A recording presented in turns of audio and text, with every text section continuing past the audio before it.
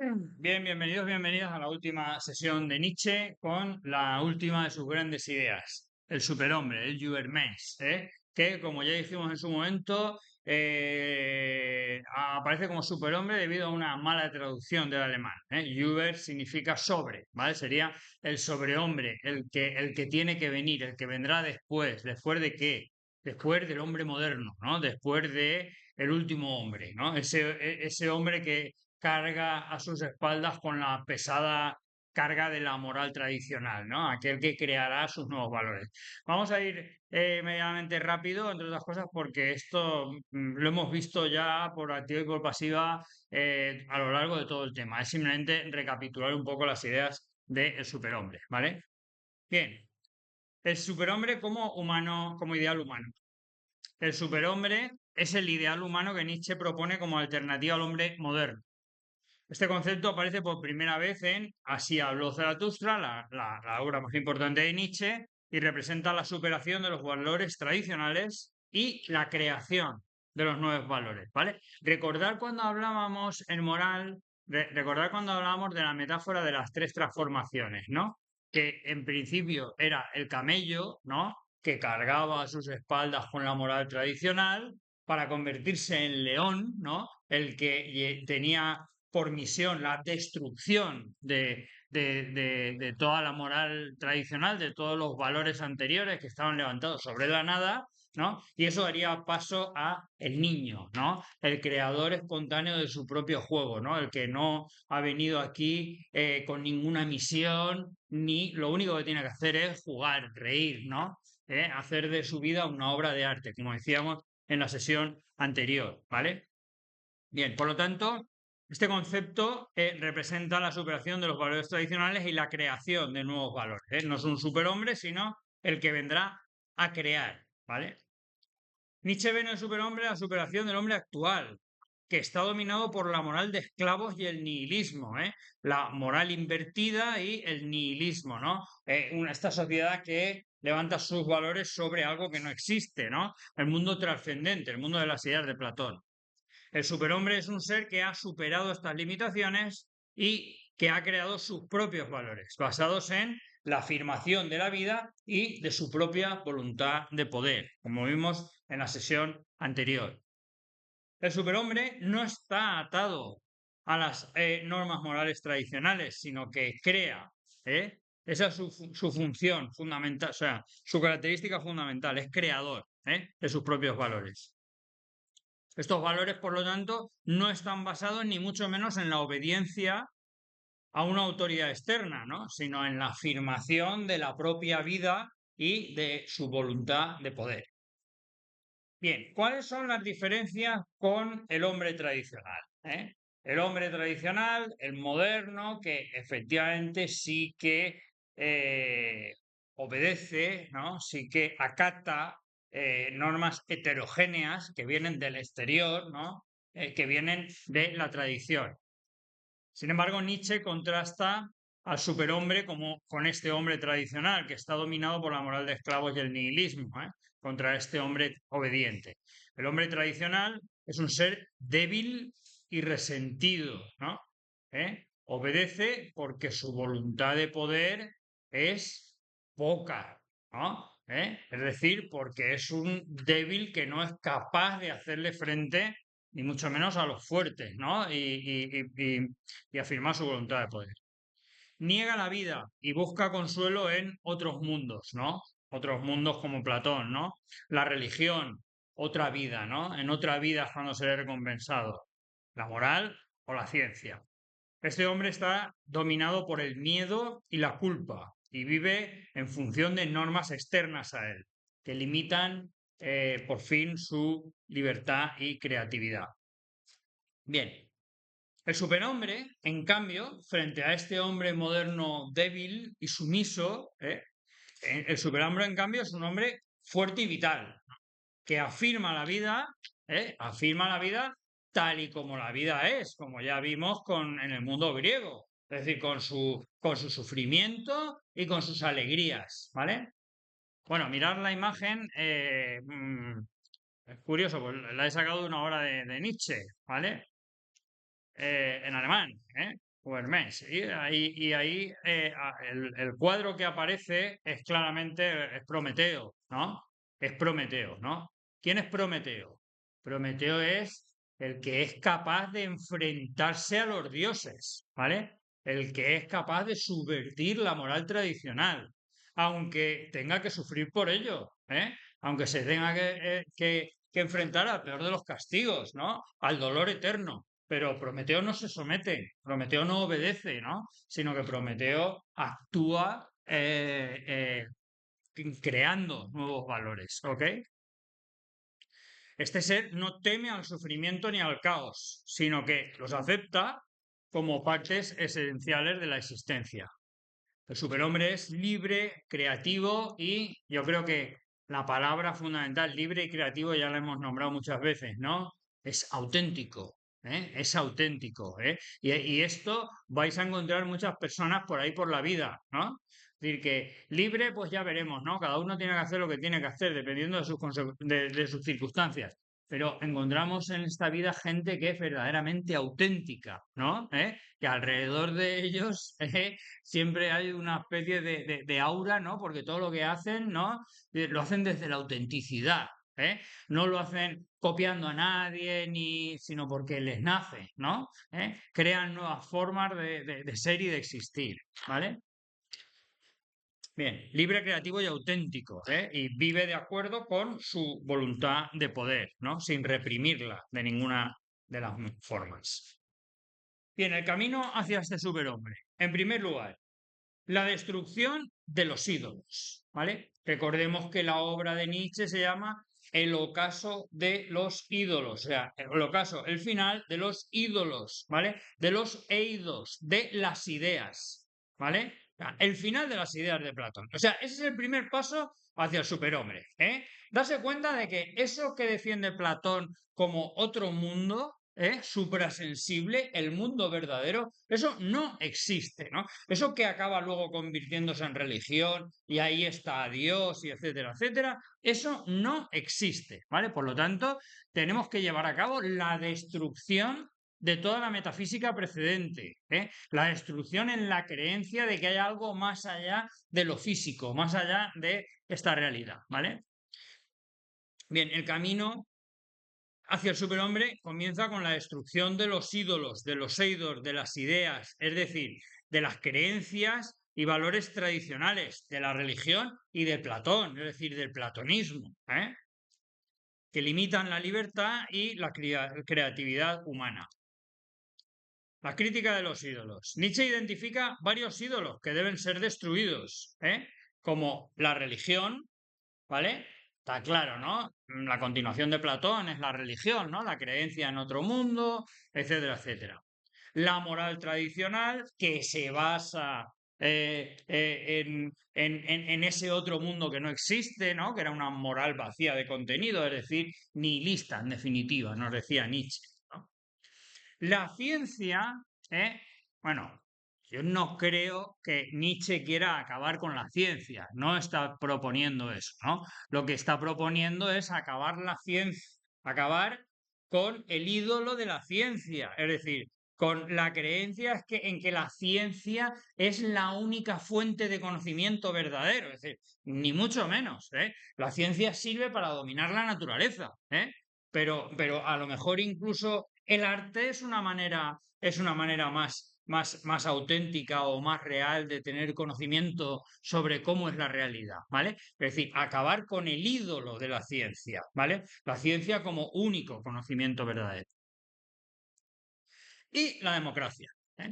La democracia, entre otras cosas, porque Nietzsche siempre fue un detractor de la democracia, porque le parecía que la democracia era el gobierno de los débiles, ¿vale? La democracia era el gobierno de lo mediocre, de la mediocridad, ¿no? La democracia se había inventado para limitar a los fuertes, limitar a los nobles, ¿no? Era el gobierno del populus, ¿no? El gobierno del pueblo, para Nietzsche el gobierno de la mediocridad, ¿vale?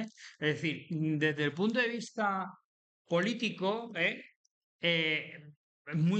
son muy cuestionables las ideas de Nietzsche, ¿no?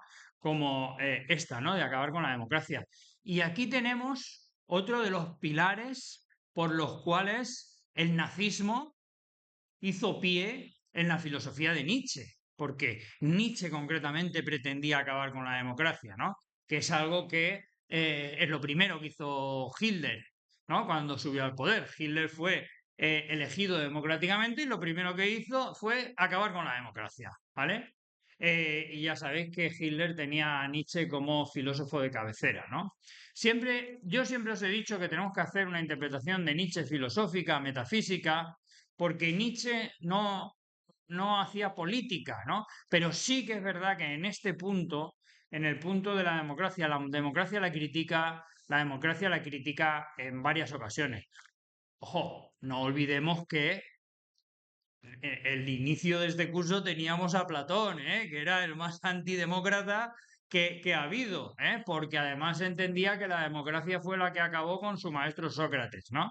Es decir, seguramente con Platón y con Nietzsche tenemos a los dos mayores enemigos de la democracia en el terreno de la filosofía, ¿vale? Bien, estos ídolos son expresiones de la moral de esclavos y el nihilismo, que limitan la capacidad del ser humano para crear nuevos valores.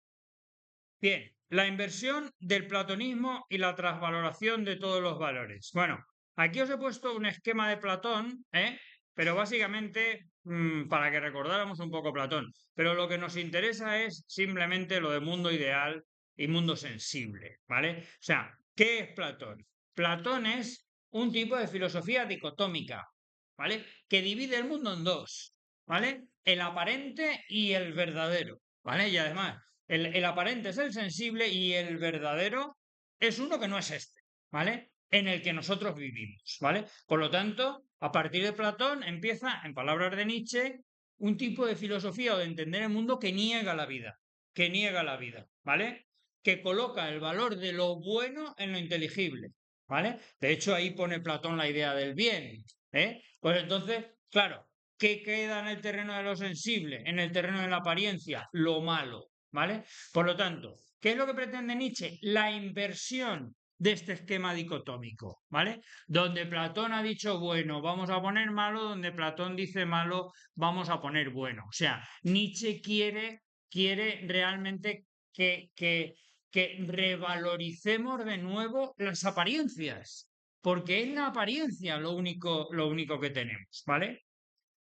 Bien, la destrucción de los ídolos, eidos, es el primer paso hacia la transvaloración de todos los valores. Es decir, acabar con esta estructura dicotómica de dos mundos, dicotómica, que inventó Platón, de la filosofía platónica, para acometer la tarea de creación de nuevos valores, que estén en armonía con qué, con la afirmación de la vida y la voluntad de poder, ¿vale? No, o sea, frente a Platón, que con su concepción dicotómica lo que ha hecho es negar la vida, lo que hay que hacer es afirmar la vida, ¿no? Revalorizar la vida y el mundo de las apariencias. Los valores creados por el hombre no son universales ni absolutos, como decía Platón, sino que reflejan su individualidad y su autenticidad. Perdón, los valores creados por el superhombre, no son universales ni absolutos, sino que reflejan su individualidad y su autenticidad. El superhombre no sigue normas externas, sino que crea sus propias normas y luego vive de acuerdo con ellas. Bien, primero la transvaloración de los valores, la inversión del platonismo, para después que la afirmación de la voluntad de poder, ¿no? El superhombre es quien afirma esta voluntad de poder. El superhombre es un ser que afirma su voluntad de poder y vive de acuerdo con ella. La voluntad de poder se convierte así en una fuerza creativa. Nietzsche ve en la voluntad de poder la fuerza que impulsa al superhombre a crear nuevos valores y a superarse a sí mismo. Esta voluntad no es un deseo de dominación, como ya hemos dicho en múltiples ocasiones, no hay que entenderla políticamente, sino es una tendencia a crecer, expandirse y afirmarse que tiene absolutamente todo lo animado en la naturaleza. La voluntad de poder está en los seres humanos, pero está también en los animales, está incluso en las plantas, ¿no? Es lo que anima, lo anima absolutamente todo, ¿no? Entonces, el superhombre será este que afirme la voluntad de poder, ¿no? Y viva de acuerdo con ella, con esta voluntad de crecer, de expandirse, de expandirse, de afirmarse, ¿vale? Bien, con esto terminamos Nietzsche y la última de sus ideas, la del superhombre, y vamos a hacer un pequeño acercamiento a la vigencia de Nietzsche en el siglo XXI, por aquello de que en la EBAU tenéis que relacionar de alguna manera, o sea, ¿para qué sirve Nietzsche o cómo podríais interpretar el siglo XXI, ¿vale? Con Nietzsche. En primer lugar, una crítica a la globalización, ¿no? Tan de moda hoy en día, ¿no? Y Nietzsche no conocía, por supuesto, Internet, ¿vale? Pero esa globalización que hace que se acaben vendiendo zapatillas Nike en todo el planeta, ¿no? Esa globalización que hace que acabemos todos vestidos igual, ¿no? Entonces, para Nietzsche, esa globalización atenta, por supuesto, contra la individualidad, contra la autenticidad, ¿vale? Convirtiéndonos a todos más o menos en iguales, por decirlo de alguna manera, ¿no? Nietzsche vería en la globalización una amenaza a esa individualidad y a la creatividad humana. Su defensa de la diferencia y de la multiplicidad es una respuesta a la homogeneización cultural que está sufriendo el mundo desde que ha comenzado el proceso de globalización planetaria. ¿Vale? Bien, la crítica a la tecnocracia. ¿Eh? Nietzsche también es relevante para criticar la tecnocracia, que reduce absolutamente todo a eficiencia y control. ¿Vale? Sin embargo, su énfasis en la creatividad y en la afirmación de la vida es una respuesta a la deshumanización que caracteriza a una sociedad democrática, ¿no? Donde lo único que cuenta es la eficiencia y el control. De hecho, solo tenemos que ver nuestro sistema de estudios, ¿no? En nuestro sistema de estudios, nuestro sistema educativo, en nuestros currículums, cada vez hay más peso a la tecnología, es decir, a la eficiencia, y cada vez va perdiendo más peso, pues la música, el arte o cualquier cosa que no vaya encaminada a la eficiencia y el control, ¿vale? Entonces, claro, Nietzsche aboga por la creatividad, por el arte y, ¿vale? Bien, la influencia en la contracultura, innegable, innegable. Cualquiera que haya defendido la libertad en este planeta en algún momento ha sido nietzscheano. Cualquiera que haya defendido creación de nuevos valores, ir contra la tradición, ha sido nietzscheano y continúa siendo nietzscheano, ¿vale? Desde los movimientos hippies hasta los movimientos ecologistas, el feminismo actual, ¿no? De que generar nuevas formas de vida contra la tradición, ¿no? Nietzsche ha sido una referencia para aquellos que buscan cuestionar las normas establecidas, sean del tipo que sean, ¿no? Y crear nuevas formas de vida. La defensa de la individualidad. Nietzsche es visto como un defensor de la individualidad y la creatividad frente a la homogeneización y conformismo que caracterizan la sociedad actual, ¿no? En la cual la mayoría de la gente ya no quiere libertad, ¿eh? Eso se quiso en algún momento. La mayoría de la gente lo que quiere es comodidad. Punto. ¿Eh? Y tener un salario que te permita ir a McDonald's y a comprar al centro comercial y tal, ¿no? Bien. Y por último, ¿eh? Os dije al principio que efectivamente Nietzsche es un filósofo del siglo XIX que escribía para el futuro, ¿vale? Porque al final Nietzsche es el defensor de la diversidad, ¿no? Esa diversidad que ni siquiera a finales del siglo XX, o sea, ni siquiera a principios del siglo XXI. Básicamente la diversidad la estamos afirmando desde el 2010, 2015, una cosa así, ¿vale? En el 2011, por ejemplo, no habían aún movimientos feministas, ¿vale? Importantes, ¿no? Como los que hay ahora, ¿vale? Por lo tanto, Nietzsche, sin ningún género de dudas, es el filósofo de la diversidad, ¿vale?